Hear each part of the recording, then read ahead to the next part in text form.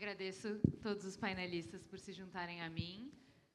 A gente tem uma intersecção muito grande quando a gente fala de sistemas alimentares, de nutrição e de resiliência climática. O que a gente vai falar agora é sobre a liderança do Brasil nesse combate à fome e à pobreza. Vamos começar, então, com o Máximo. Máximo, as FAO's Chief Economist, what core policies do the Global Alliance need to drive real impact for vulnerable communities? And how will FAO and other hunger-focused organizations work through the Alliance to truly transform food systems? Thank you so much. Let me start putting the picture that we have today. We have 733 million people in chronic hunger. 2.8 billion people don't have access to healthy diets. And many other indicators are not in the correct direction to achieve SDG2 hunger. And also we have significant levels of extreme poverty and significant levels of increasing inequality, especially after COVID-19. So in that world, extremely complex, then we have this opportunity, which is the Global Alliance. Why I think the Global Alliance Against Hunger and Poverty is a huge opportunity, because it brings a significant political momentum where we have all G20 countries and the G7, of course, which are part of the G20, which are supporting this initiative. Not only them, but also all the international financial organizations and the UN agencies as FAO. The role of FAO in the Global Alliance is to host the support mechanism in Rome. It will be also in Brasilia, in Ethiopia, in Bangkok, and in Washington. What is our job to work with all the other agencies is to try to comply with the three pillars of the Global Alliance. The first one is knowledge, which is linked to the creation of the policy basket of what are the good practices that we need to scale up. The second one is financing, which will be crucial, and I will explain briefly why. And the third one, the most important one, is action at the country level. That's what we want to accomplish in the Global Alliance. Now, we are progressing in terms of the basket. We are progressing in terms of looking at the best practices in the world, especially to target the most vulnerable, the people which are on extreme poverty, the people which are with hunger today, which are big numbers, are not small. But that won't work if we don't align the financing mechanism. And the financing mechanism is not only new money. Of course, we need more money. If we just want to accomplish two of the indicators of the SDG2, we need more than $500 billion a year. But it's also about gaining efficiencies and coordinating the financing.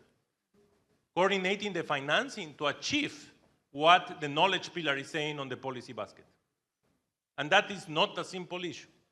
And that's where we need all the support to be able to convince the banks, the World Bank, the regional banks, African Development Bank, Asian Development Bank, Latin American banks like the IDB, the CAF, so that they come with very concrete agendas on how they are going to use the resources they have to align them to the needs of these most vulnerable people. That will be, for me, the key element for the success of this Global Alliance.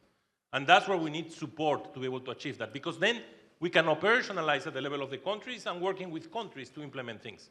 But if the financing is not aligned to the knowledge, to the policy basket, this will not be successful. So we have a huge opportunity right now to accelerate that process. Our job as FAO, the Food Agriculture Organization of the UN, is to facilitate that process, to help, to work with the countries, to work with the IFIs on the three pillars so that we can implement this.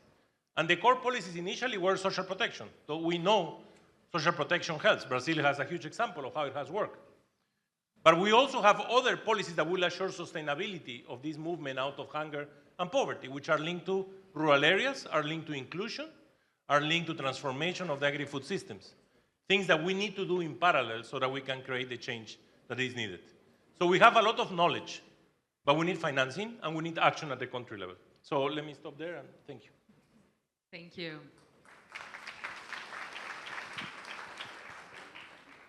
Paul, let's talk about the role of the global community now. With Brazil's G20 leadership concluding, how can the global community rally behind the Global Alliance to keep hunger and poverty high on the agenda? And also, what big moments in the coming year will be key to driving action? And what creative partnerships could strengthen the Alliance impact? Well, thank you, and it's great to be here, and it's great to be in Brazil at a time when this amazing leadership is being shown at the highest levels.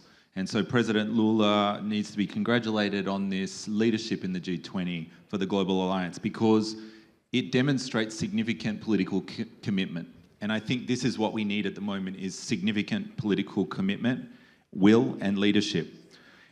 I think the Global Alliance recognises the connections between the broader development agenda and issues of food and hunger and poverty. And I think this is really key. And as we go into, so we're going to launch this on Monday, and so it's going to be super exciting, but it doesn't stop there. And the moments that come straight after, we have things like the IFAD Governing Council meetings right out of the gate early in the year. There's also the IDA replenishment, and it's critical that we see the IDA replenishment be successful, and commitments made, so those financing there. I also think the role of South Africa is really critical as the host of the next G20, to build on the legacy here and not move on, but to invest. And so we're hoping that South Africa will continue to look at this and will take forward some of the connections. And linking to South Africa, there's also the CADP process, the post-Malabo process on the African continent, which is going to be launched first thing in the year. And so I think this creates a policy opportunity for investment and for learnings, and to take some of the knowledge and really look at how do we accelerate, how is the investments going, and what policies can take forward. And then there's Nutrition for Growth, which is going to be in Paris, a key opportunity for nutrition investments. And there's a number of others that will be happening through the year that I think will be key moments for seeing connection. And I think that ends, or the end of the year comes to COP30. We've just heard about the opportunity of COP30. And I think COP30 really recognising the role that food agriculture plays into driving forward change around climate is absolutely critical. And so we're going to be looking at this. I think civil society can play a key role. And I just want to share a letter that we've, sorry, Maximo, coming over.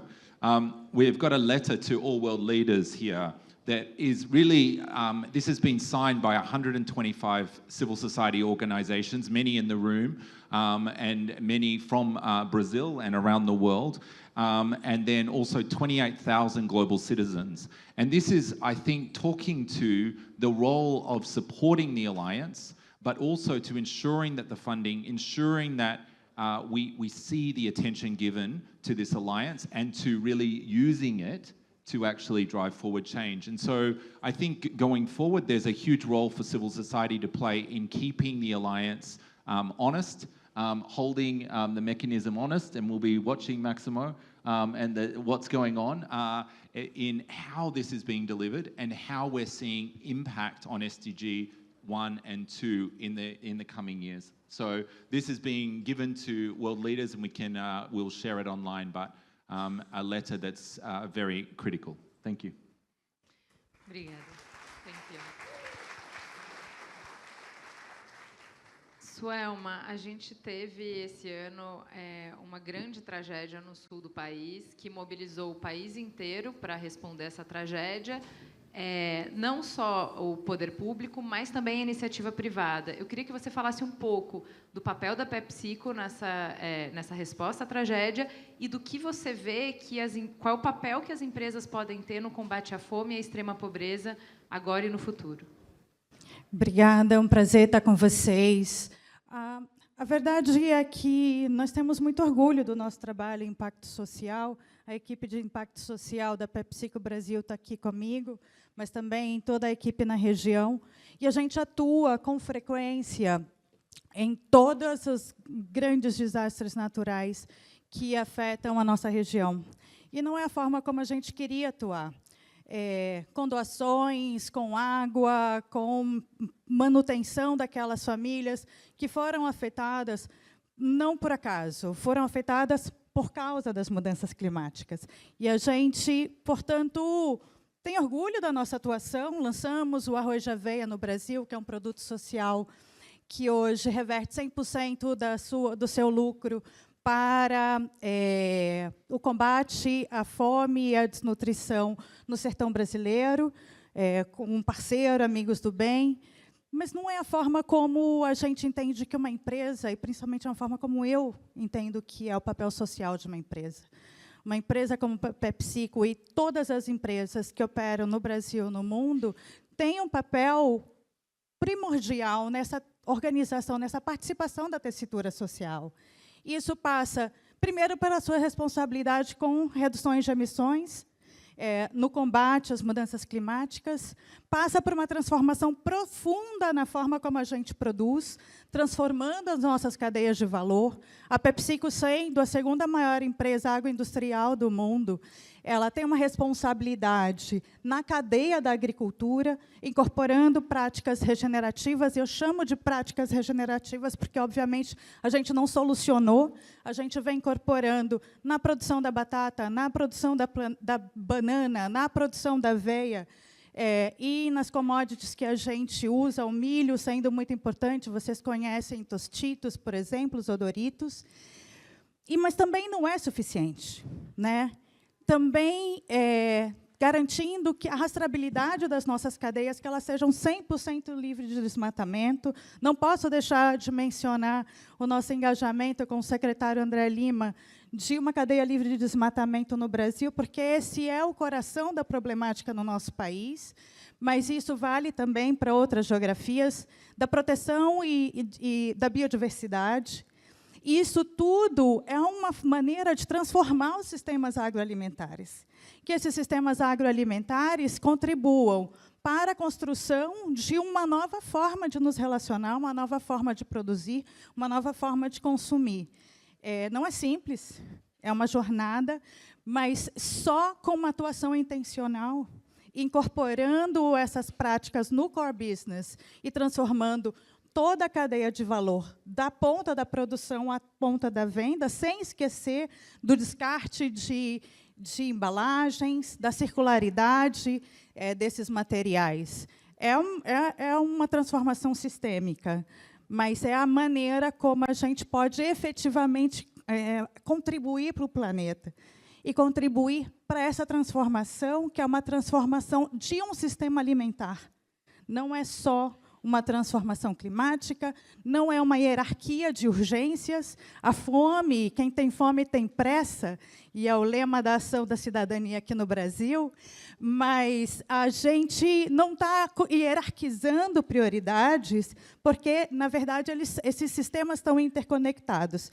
Então, a gente realmente acredita que a atuação do papel do setor privado nessa conversa é a partir do seu negócio core. Apesar de estamos super orgulhosos de tudo que a gente faz em impacto social. Muito bem, a gente está encerrando o evento, mas eu queria, muito brevemente, que cada um de vocês contribuísse com uma forma que os líderes que estão na nossa audiência podem ajudar a combater a fome nas suas comunidades. So, for me, the thing that we all need to understand is good food for all for today and tomorrow. Why? Because we need to work hard to achieve what we need today to eliminate hunger, but that means producing more with less. But we also need to be sure that tomorrow we have the same level or more of food. And that means sustainability. That means that we need to take care of our environment, what we were discussing in the previous session. It means that we need to go to COPs and make COPs understand that financing needs to come to the agri-food system, because it's not that the agri-food system is doing something wrong. Normally, when you go to any climate COP, they will say, create emissions, destroy biodiversity, use our water, destroy our soils. But they forget one little thing. The agri-food system provides the food to people, the right to food. And we can increase efficiencies and produce better to assure that we have our biodiversity, less emissions, and use better our water. So let's work together to try to achieve that, because consumers will be central in this game, and we need to find a way to work together.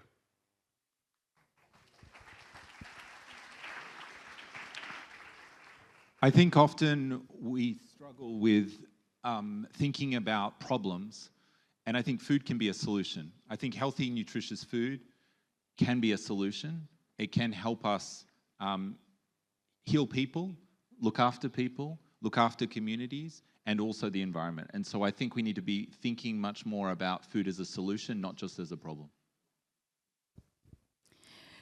Para mim, o mais importante é que a gente aprenda a colaborar radicalmente, que a gente abra mão dos nossos sucessos individuais, que a gente abra mão do posicionamento das nossas marcas, para fazer uma transformação profunda da forma como a gente quer construir uma nova sociedade no Brasil, na América Latina e no mundo.